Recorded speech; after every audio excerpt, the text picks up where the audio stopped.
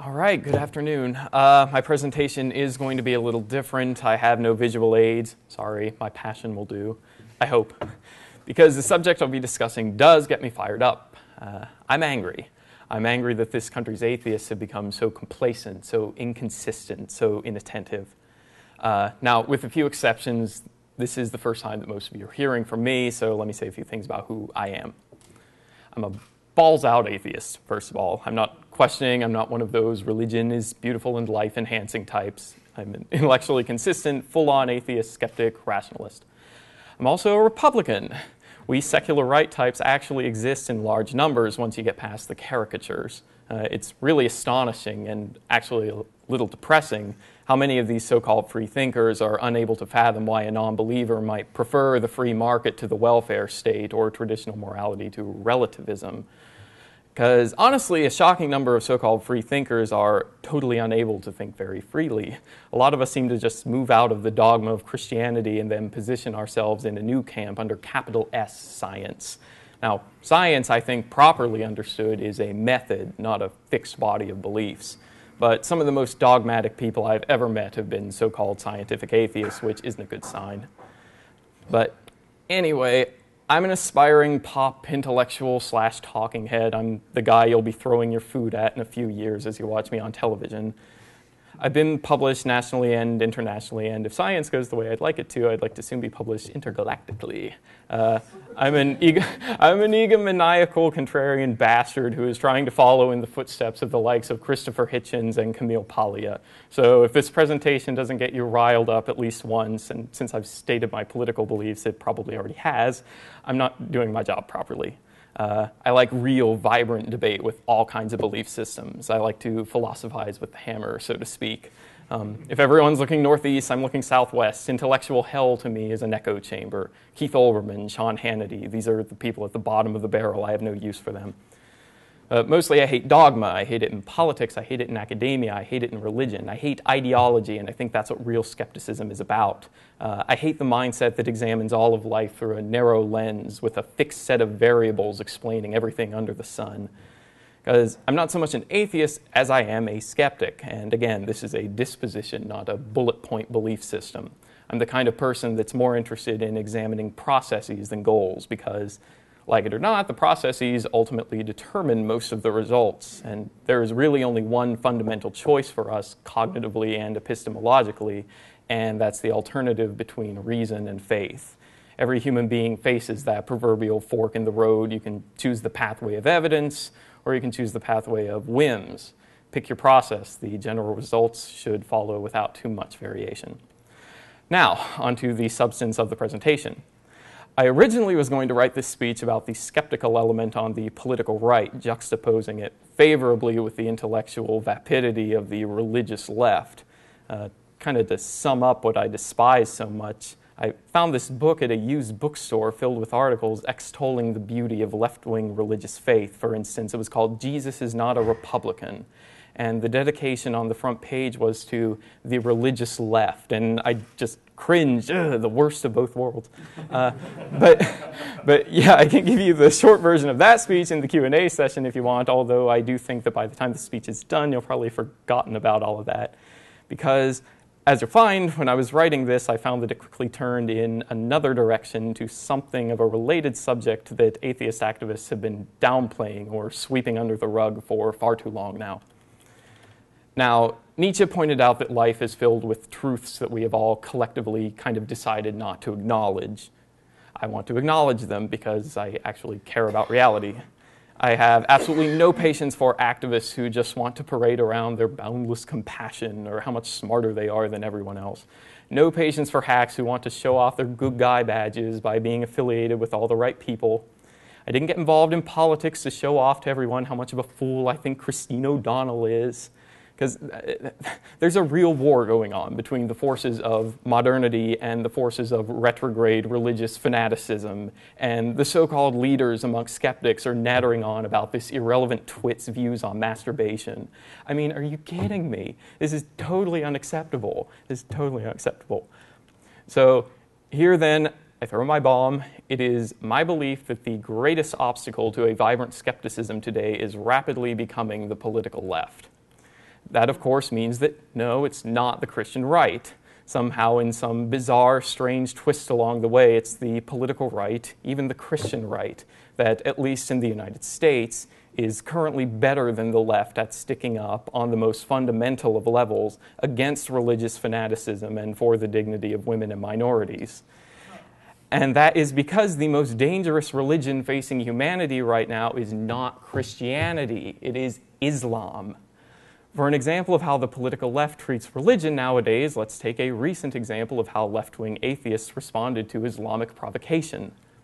The supreme and abiding example of this right now is the proposed mosque and Islamic center that is to be constructed near Ground Zero. Atheists should have been the first in line to condemn this. The World Trade Center was a glorious symbol of modernity, commerce, science, and technology. To even consider erecting another shrine to ancient retrograde myths near the space where that shining symbol of modern life was demolished is an outrage. An unequivocal, no-compromise outrage to the human mind. But instead of outrage toward this religious affront to modernity, we heard a disturbing silence from the left. From Salon.com to The Nation on down, the debate degenerated immediately into a question of so-called Islamophobia, and whether you're going to cast your lot in with the poor, persecuted Muslims, or whether you're going to get behind Sarah Palin's followers. I'm sorry, since when has the cultural left been in the business of defending Islam? And since when are our only intellectual options Islam and Sarah Palin? What kind of half-baked idiocy is this? I'm telling you, atheists are at a real political crossroads. We must decide now whether we are just going to be the enemies of evangelical Christianity or whether we are actually going to stand against all retrograde, regressive religious practices. Oh, I know some of your minds are flashing right now, but won't that put you in league with Sarah Palin and Newt Gingrich and the Islamophobes? Honestly now, have free thinkers really fallen so far that they are too afraid to take an independent stance on an issue, all because of what goddamn Sarah Palin is saying? Are we going to let the barbarism of the Quran slide because we want to keep up some anti-evangelical political posture? Are we going to excuse the primitivism and the sexual repression of the burqa, or the hanging of 4,000 gay men in Iran in accordance with Islamic law? Or the fact that the so-called prophet of Islam was an imperialist warlord who raped a 9-year-old. That's rooted in the Quran, people. That's rooted in Muhammad. That's rooted in Islam. Are we going to let that slide so we can keep up some meaningless political posture? I want to know what's happening to the secular left in this country. I want to know when it abdicated the mantle of international feminism, gay rights, and secularism to the right. I want to know why the left abandoned these goals out of this insane fear of offending so-called brown people, which is a bogus category to begin with. This is crazy. Forget Sarah Palin. She doesn't matter, okay? Sarah Palin doesn't want me to get married to my boyfriend. Pious Muslims want to kill me in accordance with the dictates of the Quran. Who's my real enemy here? Who is the biggest enemy of gay people? But back to this mosque. Let's focus on its leader, Imam Faisal Abdul Rauf. A bunch of see-no-evil, head-in-the-sand phonies in the Bush administration helped create this idea that he's some kind of moderate imam, a real guy we can work with. Sorry, folks, there is no such thing as a moderate imam.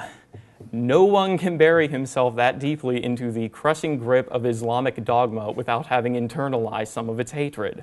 And here's what the so-called man we can work with thinks, okay? Rauf refused to even condemn the terrorist organization Hamas, whose charter cites the Protocols of the Elders of Zion as an authority and declares that jihad in the name of Muhammad is its MO. Hello, is anyone listening? Why is the left silent about this? If James Dobson refused to condemn an abortion clinic bomber, would anyone among us even begin to consider him a moderate? Or have we just kind of come to expect that most Muslim leaders are lukewarm on blowing up buildings? Now, all of this goes back to this insane strain of thought that's intoxicated the cultural left, because too many of us are living in symbiosis with the Christian right. I would really like to know when we started allowing it to set the agenda, because nowadays, here's what happens, okay? It makes a move, we oppose it. Newt Gingrich comes out against the mosque, so we've got to support it. This has to stop. I'm not a skeptic just because I hate the Christian right, okay? Now, I do hate the Christian right, okay? But I'm not primarily an enemy of the Christian right. Faith is our enemy, and Islam is far and away the most dangerous, retrograde, faith-based practice on earth. It threatens more people's livelihood in a more substantial way than any other faith. Now, I need to go through a few typical points of contention here. The nonsense that defenders of religion, or at least people who feel oddly defensive of Islam, always thrust upon us. The first being, okay, well, the very first and definitely the stupidest being that opposition to Islam is tantamount to racism. That merits a 5-word response. Islam is not a race. Okay, next. The first serious reply that people bring up is this: can't we interpret the Quran in several ways? We get this a lot with Christian apologists, too, concerning the Bible. Sadly, the answer is no, not really. I would ask the audience to think of this. How do we typically identify Christian fundamentalists? I think I'm right when I say that we weed out the benign ones from the dangerous fundamentalists by identifying those who take the Bible to be inerrant. Unfortunately, by that standard, all Muslims are fundamentalists because Islamic tradition is different than Christian tradition. Islamic tradition holds that Allah, not Muhammad, wrote the Quran, which, unlike the Bible, is one book, not a series of books written by men. Muhammad, as Allah's prophet, just transcribed what Allah already wrote, and he did so infallibly because he was endowed by Allah with divine purpose. To say that any of the Quran was not written by Allah is profound blasphemy in Islam. Now, this presents some obvious problems because it's rather difficult to dismiss the word of the creator of the universe as being, well, errant, or out of context, or only appropriate for its time. And here's the real kicker. If there's any ambiguity of understanding, you are to look to the behavior of Muhammad, who is believed to have lived the perfect Muslim life. Unfortunately, according to the most reliable sets of hadith, the Bukhari and Muslim collections compiled circa 1000, it's abundantly clear that the so-called prophet was a warlord and an imperialist. In his farewell speech, for instance, he proclaimed, quote, "I have been ordered to fight until all men say there is no God but Allah." He didn't mean it metaphorically. He really did, in his time, conquer land in the name of Allah. Don't believe a word from religious apologists about Islam not being spread by the sword. You bet it was.